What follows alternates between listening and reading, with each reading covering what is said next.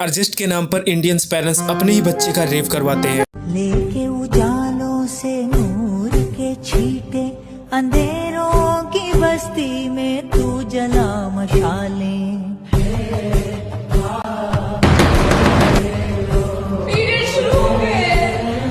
दिखाओ।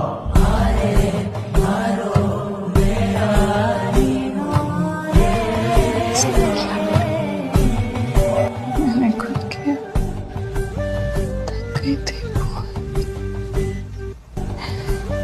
बर्दाश्त नहीं हो रहा था और ज्यादा। उनका ये मानना होता कि एक बार लड़की की शादी उन्होंने कर दी तो उनका लड़की पर कोई भी अधिकार नहीं होता है। पहले तो पेरेंट्स अपनी मर्जी से जबरदस्ती लड़की की शादी करवाते हैं और वही लड़की जब अपने पेरेंट्स से अपने दुख तकलीफ को बताती है तो वही पेरेंट्स ये कहते हैं कि बेटा एडजस्ट करो। ये सिर्फ एक शब्द एडजस्ट न जाने कितनी लड़कियों की जिंदगी तबाह कर चुका है। आज की डॉक्यूमेंट्री वीडियो में हम इसी को डिटेल्स में समझने वाले हैं। इंडियन फैमिली में जब भी लड़कियां +2 करती हैं उसके बाद ही उनकी फैमिली कहती है बेटा अब तुम बड़ी हो गई हो, अब तुम्हारी शादी करा देते हैं जिससे तुम ससुराल में जाकर सुखी से रह सको।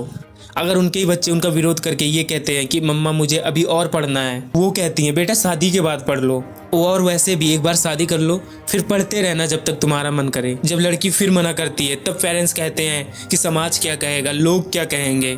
तुम किन लोग की बात करते हो? वो 4 लोग जो तुम्हारे घर की थाली नहीं देखने आएंगे कि तुम क्या खा रहे हो। असल में जो पेरेंट्स होते हैं इन सब चीजों का नाम लेकर अपने ही बच्चे को एक ऐसे रिश्ते में झोंक देते हैं जिससे उनके बच्चे का पूरा भविष्य वहीं पर खत्म हो जाता है। याद रखना, अगर एक बार लड़की की शादी होती है तो उसका पूरा का पूरा जीवन वहीं पर समाप्त हो जाता है, क्योंकि इंडियन फैमिली की जो मानसिकता है वो यहीं तक सीमित है कि लड़कियों को सिर्फ फैमिलीज देखना चाहिए। सुबह उठो, खाना बनाओ, बच्चों को तैयार करो, अपने पति का लंच तैयार करो, उनको तैयार करो और फिर खुद खाओ और सो जाओ। फिर शाम का खाना बनाओ, सबको खिलाओ, सो जाओ। फिर सुबह उठो, फिर खाना बनाओ, खाना खिलाओ, फिर सो जाओ। यही सब चीज़ एक लड़की के पूरे ज़िंदगी में अराउंड ऐसे ऐसे घूमता रहता है, गोल गोल घूमता रहता है। सोच के देखो एक लड़की का जीवन कैसा होता है। उसको पूरी ज़िंदगी एक ही घर में रखा जाता है, उसकी कोई इच्छाएं नहीं चलती, उसकी कोई बात नहीं मानी जाती। आपने देखा होगा इंडिया में ज़्यादातर डिवोर्स इसी कारण की वजह से होता है, क्योंकि जो लड़के और लड़कियां होती हैं वो शादी करते हैं पेरेंट्स की मर्जी से, उनकी इच्छा से, और उसके बाद हस्बैंड और वाइफ की आपस में बनती नहीं और फिर वो मजबूरी में डिवोर्स लेते हैं। सोच के देखो ये वही पेरेंट्स हैं जिनसे अगर आप कहोगे कि मैं अपनी मर्जी का करूँगा, मैं अपनी मर्जी से शादी करूँगा या फिर मैं अपनी मर्जी से रहूँगा, तो वो कहते हैं मैंने तुम्हें जन्म दिया है, तुम पर मेरा अधिकार है। सोच के देखो इनकी सोच कहाँ तक सीमित है। ये अपने ही बच्चों की खुशियां तक नहीं देखना चाहते। इनकी सोच बस एक ही तिनकी पे अटकी हुई है। समाज क्या है? समाज वही है जो सभी को समान मात्रा में देखे, सभी की इच्छाओं का सम्मान करे, जातिवाद ना करे, कास्ट देखकर किसी की शादी ना हो, किसी की इच्छा जाने बिना उसकी जबरदस्ती शादी ना हो। समाज उसे कहते हैं जो एक दूसरे की मदद करे, एक दूसरे को ताने ना मारे। लेकिन आज का जो समाज है, मैं आज का ही नहीं कहता हूँ, बहुत सालों से जो समाज है वो ऐसे ही चलते आ रहा है, या कहें जो हमारा समाज है वो जातियों में बटा हुआ है। अगर इसी समाज में इंटरकास्ट कोई शादी कर लेता है तो उसका विरोध होता है, उसको समाज से निकाल दिया जाता है।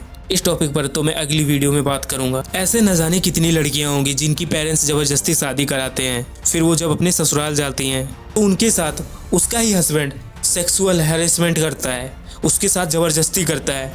सोच के देखो एक लड़की के बिना इजाज़त के उसे छूना एक रेप ही माना जाएगा, उसके साथ फिजिकल होना ये रेप की ही कैटेगरी में आएगा। भले ही उस आदमी से उस लड़की की शादी हुई है, उस लड़की पर उनका अधिकार नहीं है, लड़की उनकी गुलाम नहीं है। ऐसे न जाने कितने केस देखने को मिले होंगे जिसमें लड़कियां अपने ससुराल में सुसाइड कर लेती हैं। कुछ तो दहेज के चलते उनके ससुराल वाले ही उन्हें मार देते हैं। ऐसी न जाने कितनी स्टोरियां हैं। अभी मैं आपको दिल्ली की एक रियल केस सुनाने जा रहा हूँ, उसको ध्यान से सुनना। दिल्ली की 24 साल की आरती जिसका सपना था MBA करने का, लेकिन घर वालों ने कहा शादी की उम्र हो चुकी है, लड़का देख लिया है, अच्छे खानदान का है, अच्छा कमाता है, अच्छी फैमिली है। आप सोच के देखो, आप एक दिन के लिए जाते हो उस लड़के के घर पे, उसकी फैमिली से बात करते हो, उस लड़के से बात करते हो, आप उसके कैरेक्टर के बारे में कैसे जान सकते हो कि उसकी फैमिली कैसी है, वो लड़का कैसा है जिसके साथ आपकी बेटी पूरी उम्र बिताने वाली है, वो कैसे रहेगी उस आदमी के साथ जिसे आप एक दिन में देख कर आ चुके हो।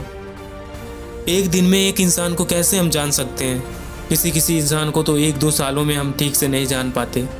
और वही इंसान से आप अपनी बेटी की शादी करते हो जिसे आपने एक दिन में देखा हो, एक दिन में उसकी फैमिली को देखा हो, और बाद में आपकी जब औलाद सुसाइड अटेम्प्ट कर लेती है तो आप चुपचाप उस केस को दबा लेते हो इस डर से कि समाज क्या कहेगा। अरे थू है ऐसे समाज पर, मैं थूकता हूँ ऐसे समाज पर जो ऐसी घटनाओं को जन्म देता है, जो ऐसी मानसिकता को जन्म देता है।